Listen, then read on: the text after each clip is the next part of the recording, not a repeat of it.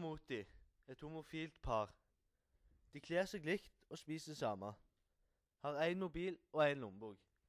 De har altså felles identitet. Da jeg først hørte om Chill og Moti, tenkte jeg at de helt sikkert var et par morsomme typer. Det var de også.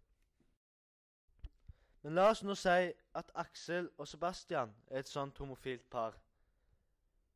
Hadde de også vært like løgne? Definitivt ikke. Det tror i hvert fall ikke jeg.